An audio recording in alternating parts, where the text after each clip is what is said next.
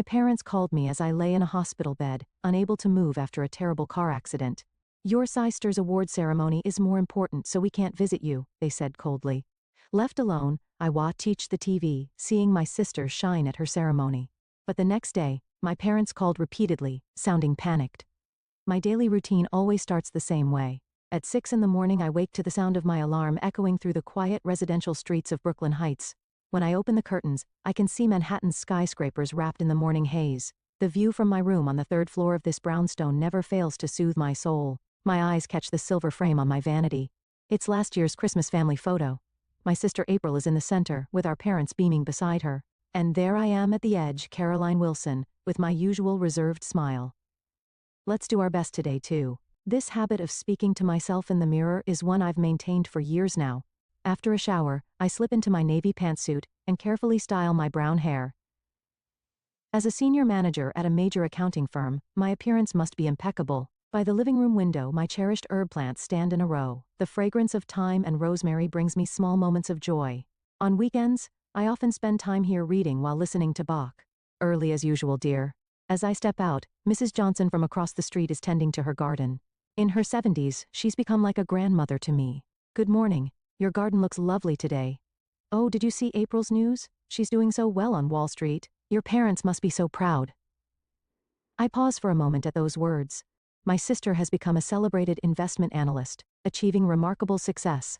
Her income is more than triple mine. She lives in a luxury Manhattan apartment, draped in designer brands, and is constantly in the social media spotlight. Yes, indeed, I respond with a smile, though I feel a slight tightening in my chest. Since childhood, our parents' affection has always been focused on April. Even when I got good grades, April's minor achievements were celebrated more enthusiastically. My graduate school acceptance received less attention than my sister's high school report card. As I board the subway, I'm reminded of yesterday's family dinner. These Sunday family dinners continue as a tradition at our mother's insistence. April, darling, tell us about that wonderful news again. Mother was eagerly addressing my sister while serving the roast beef. Oh, it's nothing special. Just an award nomination. April maintained a modest front, though her eyes sparkled with pride. Caroline, why don't you follow April's example and be more proactive? At Father's words, I could only nod silently. My department promotion and successful new projects weren't even worthy of mention here. At the office, I'm enveloped by the usual busy atmosphere. Corporate audits, tax return reviews, staff supervision, steady, reliable, honest. That's my motto. Miss Wilson, could you check these calculations? Jessica, a new hire, approaches my desk hesitantly. She calls me a strict but fair supervisor. Of course, dear. Have a seat. While reviewing the numbers, I glance out the window.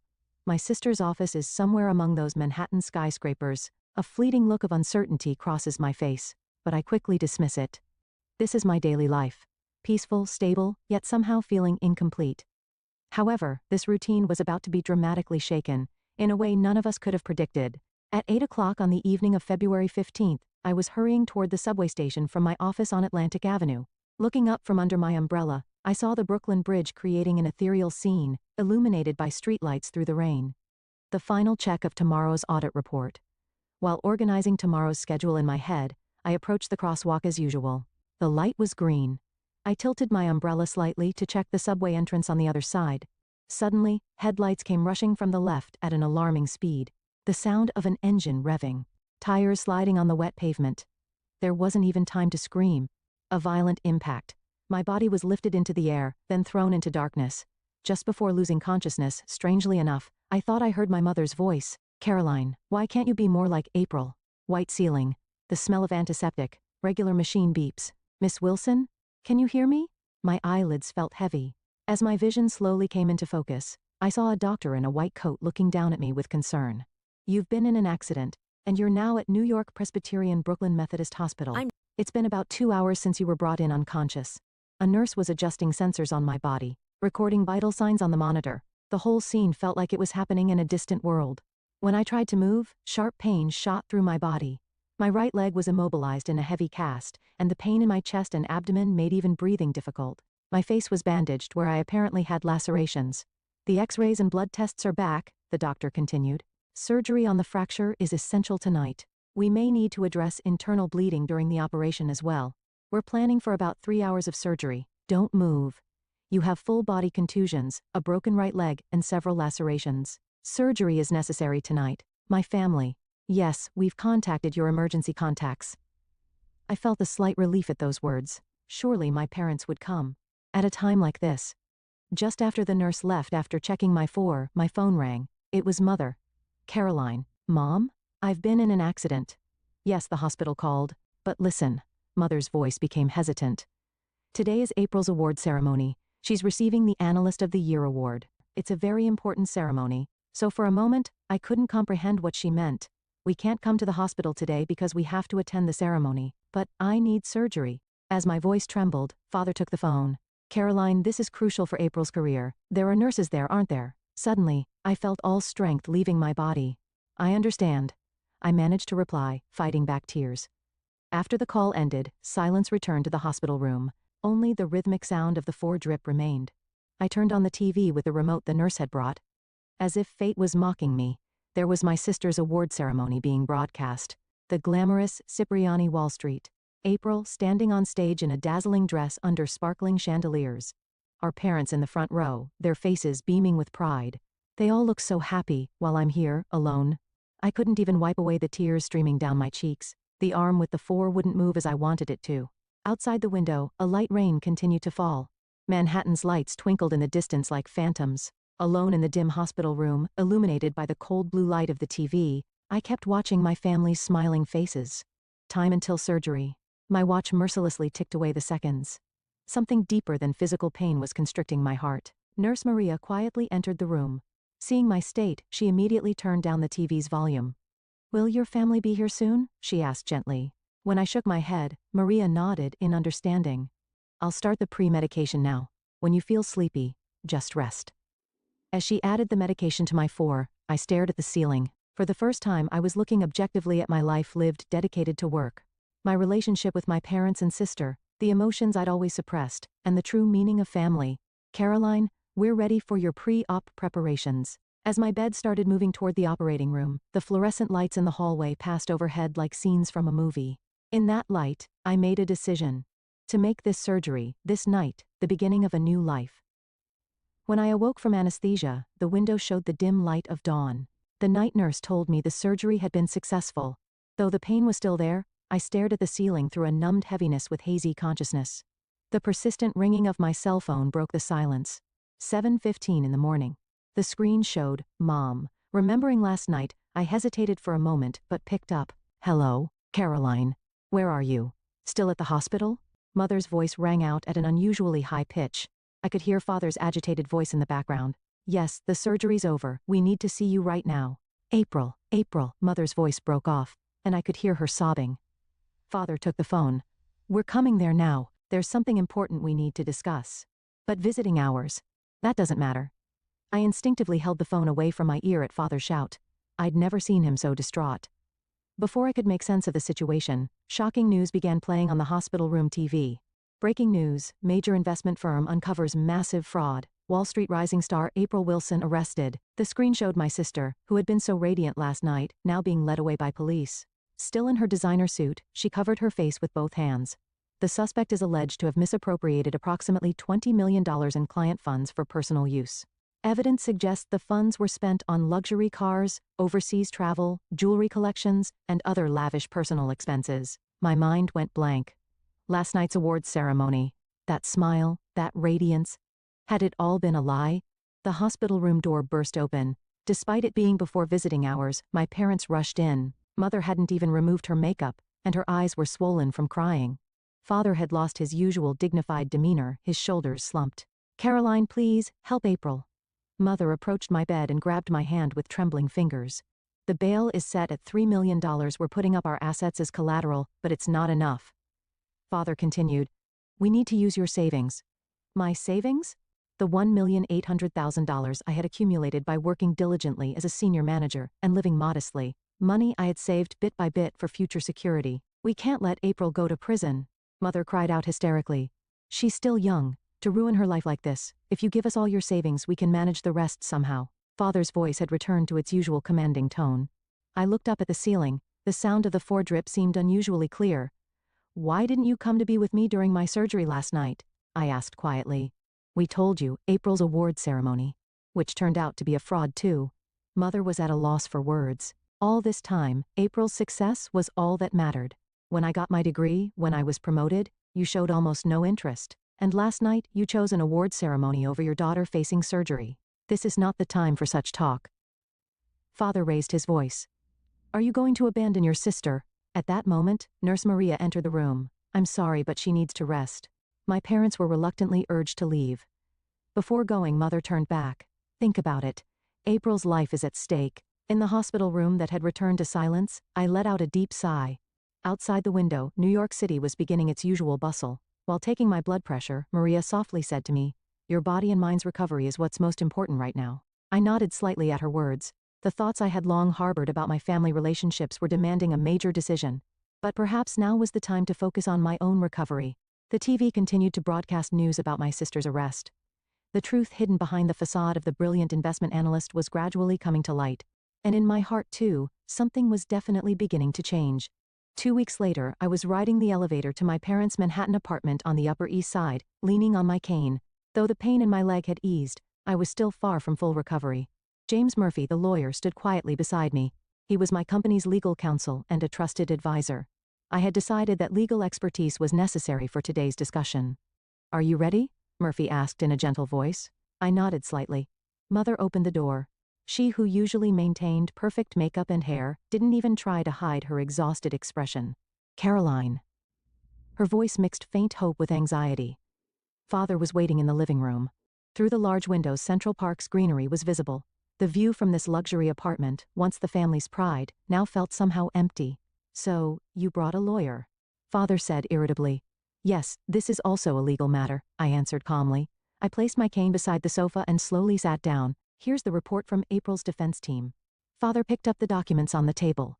The total amount of misappropriated funds may be more than initially reported. It could reach $25 million. Mother let out a small cry. But if we can just make bail, I looked straight into Mother's eyes.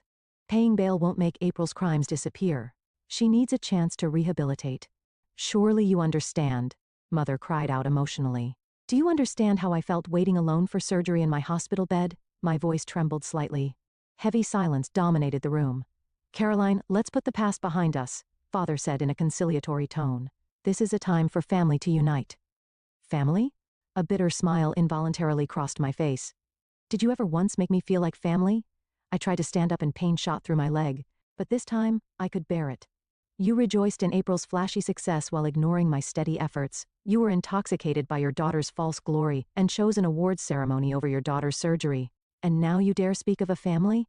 You've become such a cold person. Mother's eyes welled with tears. Are you going to abandon your sister? I responded in a quiet but firm voice. Abandon? I'm the one who's been abandoned all along. Murphy took out some documents. Miss Wilson, let me explain the bail situation from a legal perspective. Father leaned forward. What are you getting at? At this point, April Wilson's alleged crimes go beyond simple misappropriation of funds. Murphy began explaining calmly. There are also suspicions of organized investment fraud, document forgery, and tax evasion. Even if bail is paid, there's an extremely high likelihood of additional charges. I added. Furthermore, paying bail would invite scrutiny into the source of my savings. Bank and tax authority investigations would be unavoidable. What are you saying? Father's voice grew harsh. I won't be complicit in April's crimes? In fact. I took a deep breath and continued. I've decided to provide information about the past irregularities to the prosecution. Father stood up. You're going to expose our family's shame. This time I raised my voice. Being intoxicated by false glory, discriminating against your daughter, trying to be complicit in crime, isn't that the real shame? Mother broke down crying. Father approached me, seemingly enraged. Have you forgotten the debt you owe us for raising you? I stood up quietly. Without relying on my cane, on my own feet. Demanding returns for parental love, that's truly twisted thinking. Get out, Father shouted. You're no longer my daughter. Yes, that's right, I said. Perhaps we were never truly family, even long before this. Murphy carried my bag and accompanied me to the elevator. You held up well, he said compassionately in the elevator. Yes, but I'm all right now. I smiled. I feel like I've finally reclaimed my true self. As we left the building, the spring air enveloped us. The trees in Central Park were beginning to show new buds. While getting into the taxi, I looked up at the sky. I felt deep in my heart that this wasn't an ending but a new beginning. That evening, I received a call from the district attorney's office. New evidence of April's fraud had been discovered, and additional charges would be filed. There were persistent calls from Mother, but I felt no need to answer them anymore. When I returned to my home in Brooklyn, Mrs. Johnson was planting flowers in her garden. "Welcome home, dear," she smiled kindly. "I'm planting new flowers. They'll bloom beautifully come spring," I smiled back. A new season is about to begin, isn't it? September 2024. The streets of Brooklyn Heights were gleaming in the early autumn sunlight. A sophisticated sign reading Wilson and Associates Accounting had been installed on an office building near Brooklyn Promenade. As I opened the door to my accounting firm, I reflected on the changes of the past 6 months. From the office windows, Manhattan's skyline stretched out before me. The cluster of high-rises where my sister's office once was now held a different meaning in the landscape. "Good morning, Miss Wilson." Sarah at reception greeted me cheerfully. She was one of the colleagues who had followed me when I started my own firm. "Did you see the morning news?" Sarah asked quietly. Yes, I nodded slightly. The morning news had prominently featured April's sentencing. 15 years in prison. With the additional evidence that had come to light, the total amount of misappropriated funds had exceeded $30 million. Father's real estate company was also facing a management crisis. The story was that major clients were terminating contracts one after another due to the loss of credibility from April's case. I still occasionally receive emotional messages from my parents, but I no longer reply. "Miss Wilson, here are the materials for the 10 o'clock meeting." Jessica, the new hire, brought in some documents. She was another one who had supported my decision to go independent. "Thank you. By the way, how's the pro bono project coming along?" "The accounting system improvement for the Single Mothers Support Center is proceeding on schedule." After becoming independent, I decided to dedicate part of our profits to social contribution activities. It came from reconsidering what true success really means. "Caroline." I turned to find Mrs. Johnson standing there with a bouquet. "This is to celebrate 6 months since your opening. I grew these flowers in my garden." "Oh, thank you so much." Roses and gerberas sparkled in various colors. Last Sunday's dinner was so enjoyable too. Instead of the old family Sunday dinners, home parties with neighbors had become my new tradition. Now I know the warmth of genuine human connections not bound by blood ties. "Oh yes, I got the concert tickets," Mrs. Johnson said excitedly. "Carnegie Hall next month. Bach, right?" The luxury of enjoying classical music on weekends had returned to my life as well. In the afternoon, I received a call from Murphy. "April is requesting to see you." "I'll have to decline," I answered without hesitation. I'm not going back to the past. Outside the window, boats crossed the East River, moving across the sparkling water. Even the bridge where I had the accident now looked different to me. On my desk sat a new family photo. It was taken at the recent office opening party. Staff members, Mrs. Johnson, and new friends. Everyone's smiles were genuinely warm. "Caroline, could you do a final check on this proposal?" Michael, a senior staff member, came into my office carrying a thick file. "Of course," I nodded with a smile. Now I truly understand the joy of work and the importance of human bonds. In the evening, as I finished tidying up the office, I gazed out the window. Manhattan's lights were beginning to come on one by one. Yes, life sometimes takes unexpected turns. But if you don't lose sight of what truly matters, a new path will always open up. That's what I learned firsthand. I reached for my gardening gloves. Tonight, I think I'll tend to the plants on my balcony. After all, tomorrow will bring another new day.